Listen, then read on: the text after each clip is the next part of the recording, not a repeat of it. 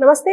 ప్రస్తుతం మనతో పాటు సీనియర్ జర్నలిస్ట్ దాము బాలాజీ ఉన్నారు. ఆయనతో మాట్లాడదాం. నమస్తే సార్. నమస్తే sir, CM Revanth Reddy AP మాజీ ముఖ్యమంత్రి జగన్ ఓడిపోవడానికి ఆయన చేసిన పాపాలే అని చెప్పి ఒక కామెంట్ చేశారు. ఈ కామెంట్ ఇప్పుడు బాగా వైరల్ అవుతుంది. అంటే ఏ కాంటెక్స్ట్ లో అని ఉండొచ్చు సార్ ఆయన? ఢిల్లీలో ఆయన చిట్ చాట్ మాట్లాడుతూ మీడియాతో అనేక విషయాలు మాట్లాడాడు. దానికి సంబంధించి ఏపీ గురించి కూడా అడిగారు వాళ్ళు. అడిగినప్పుడు ఆయన జగన్ చేసిన పాపాలలో జగన్ ఓడిపోయాడు, తెలుగుదేశం పార్టీని ఖతం చేయాలని జగన్ అనుకున్నాడు, చివరికి అతనే ఖతం అయిపోయాడు. సో అతను చేసిన తప్పుల వల్ల ఇండస్ట్రీస్ అన్నీ కూడా రాకుండా పోయినాయి, దానివల్ల జగన్ ఓడిపోయాడు అనేది ఆయన చెప్పాడు. ఒక కాంటెక్స్ట్లో అది కరెక్టే. ఎవరైనా కూడా అంటే ఒక నెగిటివ్ ఓటు వచ్చిందంటే అర్థం వాళ్ళు చేసిన పాపాలనండి లేకపోతే తప్పులనండి ఏదన్నా జగన్ వ్యతిరేక ఓటు అనేది కరెక్ట్. ఎందుకంటే ఎన్నికలకు వెళ్ళింది కూడా జగన్ టాపిక్ మీదనే ఎన్నికలకు వెళ్ళారు. జగన్ ఉండాలా, జగన్ దించేయాలా అనేది మనకి అక్కడ టాపిక్ తప్ప వీళ్ళు మేము అధికారంలోకి వస్తే ఏం చేస్తామనేది వీళ్ళు ఎప్పుడు కూడా చెప్పలేదు. అంటే ఒకటి రెండు చెప్పారు తప్ప క్లియర్గా దాని మీద ఎన్నికలు జరగలేదు. సో ప్రధానంగా జగన్ని దించేయాలా అనేదే వీళ్ళు ప్రధానంగా నెగిటివ్ క్యాంపెయిన్ మీదే వీళ్ళు డిపెండ్ అయ్యారు. ఫైనల్గా వీళ్ళు జగన్ తెచ్చిన ల్యాండ్ టైటిలింగ్ యాక్ట్ అనేది మీ కొంపలు ముంచుతాయి, మీ ల్యాండ్ అంతా జగన్ ఆక్యుపై చేసుకుంటాడు అన్న ఒక నెగిటివ్ క్యాంపెయిన్ మీదనే డిపెండ్ అయింది కూటమి అనేది ప్రధానంగా. మనకు పవన్ కళ్యాణ్ స్పీచ్లు చూస్తే కూడా జగన్ దించేయడం మీదనే ఫోకస్ చేశారు తప్ప మేము వస్తే ఏమేమి చేస్తాం అనేది ఎప్పుడు కూడా కాంక్రీట్గా చెప్పలేదు. సో దాని తర్వాత వీళ్ళు సూపర్ 6 అనేవి హామీలు ఇచ్చారు. అది కూడా గతంలో జగన్ చేస్తే విమర్శించిన వాళ్ళే యూటర్న్లు తీసుకొని అతను 10% ఇస్తే మేము 50% ఇస్తామన్నట్టుగా పెంచి చెప్పారు. అది కూడా వర్కౌట్ అయ్యుండొచ్చు. ఏదేమైనా ఎన్నికల్లో అనేక అంశాలు ఒక వ్యక్తి లేదా ఒక పార్టీ ఓడిపోవడానికి కారణమవుతాయి. ఇప్పటికీ జగన్కి 40% వచ్చింది నిజానికి.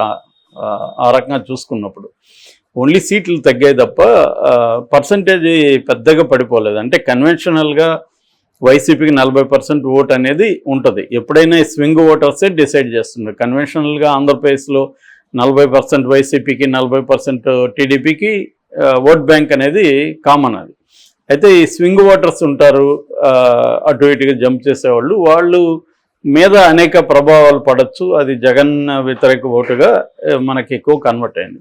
నిజానికి ఇదే లాజిక్ అప్లై చేస్తే ఈయన మన రేవంత్ రెడ్డి లాజిక్కే చాలా వాటికి అప్లై చేయొచ్చు. తెలుగుదేశానికి కూడా 2019లో తెలుగుదేశం కూడా 23 సీట్లే కదా. మరి చంద్రబాబు పాపాల వల్లే చంద్రబాబు ఓడిపోయాడు అని చెప్పచ్చా?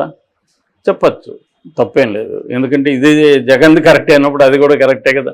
అట్లాగే రాహుల్ గాంధీ ఎందుకు అనేక రాష్ట్రాల్లో ఫెయిల్ అయింది కాంగ్రెస్? రాహుల్ గాంధీ చేసిన పాపాల వల్ల లేదా కాంగ్రెస్ పాపాల వల్ల ఓడిపోయిందా? ఇప్పుడు ఓన్లీ కేవలం 2 స్టేట్లకి మిగిలింది కాంగ్రెస్ పార్టీ, కర్ణాటక. ఇది మిగతా స్టేట్లో ఏ స్టేట్లో కూడా కాంగ్రెస్ పరిపాలన లేదు, ఒక హిమాచల్ ప్రదేశ్లో తప్ప. సో దీనివల్ల మరి కాంగ్రెస్ని కూడా ఇదే అనొచ్చు కదా, వాళ్ళు చేసిన పాపాల వల్లే వాళ్ళు ఇదని. కాబట్టి ఇది ఏంటంటే జనరల్గా చెప్పదలుచుకుంటే అందరికీ ఇదే చెప్పేయచ్చు, కేసీఆర్ చేసిన పాపాల వల్ల కేసీఆర్ పోయాడని. సో ఓవరాల్గా ఏంటంటే జగన్ పట్ల ఇతను వ్యతిరేకత ఈ స్టేట్మెంట్లో తెలుస్తుంది మనకి. జగన్కి రేవంత్ రెడ్డికి పడదు. అది కూడా చెప్పాడు, కొంతమంది వైసీపీ ఎంపీలు నన్ను కలిస్తే కూడా వాళ్ళని తిట్టాడంట అని. ఉండొచ్చు, రేపొద్దున ఇతను ఎమ్మెల్యేలు వెళ్ళి జగన్ కలిస్తే ఇతను తిట్టడా? ఖచ్చితంగా ఇవన్నీ జరుగుతాయి. అంటే మా తెలియకుండా ఎందుకు పోయి కలిసావని. ఎందుకంటే క్లియర్గా రేవంత్ రెడ్డి చంద్రబాబు ఒకటే అనే విషయం అందరికీ తెలుసు. ఇక్కడ ఎందుకు పోటీ చేయలేదు చంద్రబాబు గతంలో మొన్న అసెంబ్లీకి, అది కూడా చెప్పాడు రేవంత్ రెడ్డి. పోటీ చేస్తుంటే మీ పరిస్థితి ఏంటంటే, పోటీ చేస్తుంటే 10% ఓట్లు వచ్చేది వాళ్ళకి, దానివల్ల మాకు ఇబ్బంది అయ్యిండదు అని చెప్పాడు. కాబట్టే కదా పోటీ చేయలేదు. పోటీ చేయకపోవడం వల్ల కదా ఇతనికి మేలు జరిగింది. అందువల్ల ఖచ్చితంగా రేవంత్ రెడ్డి జగన్ని ఎనిమిగా చూస్తాడు. సో జగన్ ఓడిపోవడం అనేది రేవంత్ రెడ్డికి ఆనందకరమైన విషయం. సో అందుకని ఆయన పాపాల వల్ల ఓడిపోయాడు అనేది చెప్తాడు.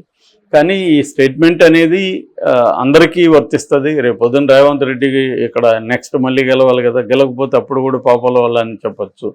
ఏదేమైనా ఆయన చెప్పిన దాంట్లో వాస్తవం ఉంది. అట్లని అది కొంత ఎనిమిటీని కూడా సూచిస్తుంది. చెప్పే పద్ధతి ఏంటంటే జగన్ మామూలుగా ఇదే విషయాన్ని వేరే రకంగా కూడా చెప్పచ్చు.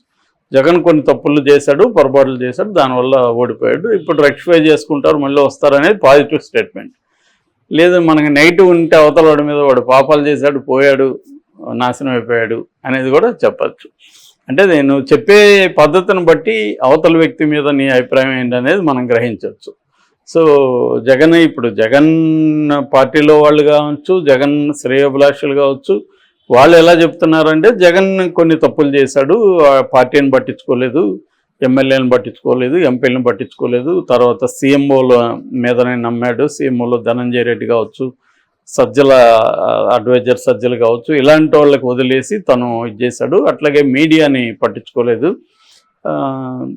అట్లాగే ఓన్లీ బటన్ నొక్కితే సరిపోతుంది అనుకున్నాడు, మిగతా స్టేట్కి సంబంధించిన ఇన్ఫ్రాస్ట్రక్చరు మిగతా విషయాలను పట్టించుకోలేదు. ఇలాంటి కారణాలు అనలైజ్ చేస్తున్నారు. ఎప్పుడైనా ఒక వ్యక్తి కానీ పార్టీ కానీ ఓడిపోతే ఖచ్చితంగా ఎందుకు ఓడిపోయినాం అనేది అనలైజ్ చేసుకోవాల్సిన అవసరం ఉంది. ఎందుకంటే నెక్స్ట్ ఈ తప్పులు చేయకుండా ఎప్పుడైనా కొత్త తప్పులు చేయండి, పాత తప్పులు చేయకండి అనేది సూత్రం. అంటే పాత తప్పులు చేయడం అంటే ఏంటి, మళ్ళీ చేసింది చేస్తే నువ్వేం నేర్చుకోలేవు.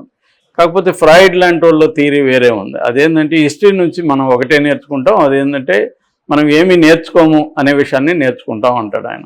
అంటే హిస్టరీ నుంచి ఎవరు ఏమీ నేర్చుకోరు అనేది ఆయన థియరీ. చేసినవే మళ్ళీ చేస్తుంటాం, రిపీట్ చేస్తున్నాం, we bound to repeat the mistakes అంటాడు ఫ్రాయిడ్. సో అది కూడా చాలా మంది విషయంలో కరెక్ట్ అవుతుంది. వీళ్ళు ఏమి మళ్ళీ అదే చేస్తున్నారు అనిపిస్తుంది. ఇప్పుడు తెలుగుదేశాన్ని చూస్తే అదే అనిపిస్తుంది. తెలుగుదేశం వైసీపీని ఏవేవైతే విమర్శించారో అదే పని ఇప్పుడు చేస్తున్నారు, ఇంకా ఎక్కువ చేస్తున్నారు తెలుగుదేశం వాళ్ళు. అంటే వైసీపీ వాళ్ళు ప్రత్యర్థుల మీద పగ తీర్చుకోవడం, కొట్టడం, వాళ్ళని కేసులు పెట్టడం, ఇవన్నీ చేశారు. అదే పని ఇప్పుడు వీళ్ళు చేస్తున్నారు కదా, కేసులు పెడుతున్నారు, వాళ్ళని జైలుకి పంపిస్తున్నారు, వాళ్ళ మీద దాడులు చేయిస్తున్నారు, వాళ్ళని లెజిటిమసీని దెబ్బతీస్తున్నారు, క్యారెక్టర్ అసాసినేషన్ చేస్తున్నారు.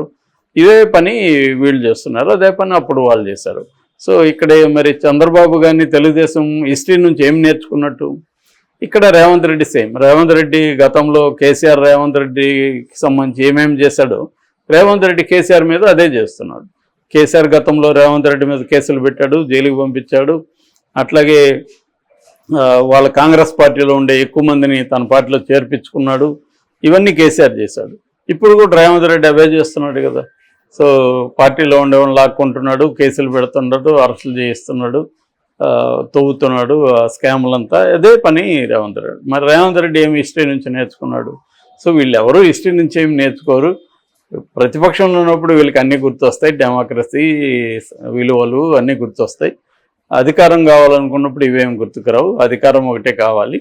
అట్లాగే అధికారంలోకి వచ్చిన తర్వాత ప్రత్యర్థులను తొక్కేయాలని వీళ్ళు అనుకుంటాడు. ఇప్పుడు రేవంత్ రెడ్డి ఏమన్నాడు, టీడీపీని ఖతం చేయాలని జగన్ అనుకున్నాడు, జగనే ఖతం అయిపోయాడు అన్న. అది ఈయనకు కూడా వర్తిస్తుందిగా. ఈయన బీఆర్ఎస్ని ఖతం చేయాలనే కదా ఇప్పుడు అనుకుంటున్నాడు, మరి అది ఆయనకు వర్తించదా?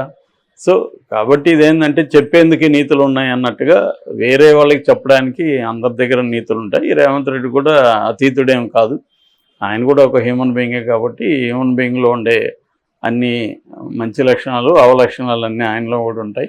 కాబట్టి ఆయన మిత్రుడికి శత్రువు కాబట్టి తనకు కూడా శత్రువుగా ఆయన భావించాడు. సో విచిత్రం ఏంటంటే వాళ్ళ నాన్ననేమో ఈయన ఐడియాలు నేను వయస్సు నుంచి చాలా నేర్చుకున్నాను అంటాడు.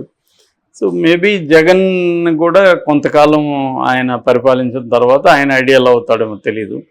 ఏదేమైనా రేవంత్ రెడ్డి స్టేట్మెంట్ అనేది కొంతవరకు వాస్తవము. అంటే ఎవరు పాపాల తప్పులు అనేది పక్కన పెడితే ఆయన మీద నెగిటివ్ వచ్చిందంటే జగన్ తప్పులు చేశాడని అర్థం. ఇప్పుడు ఎవరైనా నేర్చుకోవాలి, సమీక్షించుకోవాలి, దీన్ని నెక్స్ట్ ఎలా ముందుకు వెళ్ళాలనేది ఆలోచించాలి. ఈ లోపల ఎట్లాగో అధికారంలో వాళ్ళు తప్పులు చేస్తారు, అవి మళ్ళీ పనికి వస్తాయి, వీళ్ళకి నెగిటివ్ ఓటు వస్తుంది. సో అది ఇది రిపీట్స్. మళ్ళీ ఇక్కడ కార్ల్ మార్క్స్ కొటేషన్ చెప్పాలంటే history repeats it self, it some times as tragedy, some times as farts. So అదే జరుగుతుంది ఇక్కడ కూడా. Okay sir, thank you.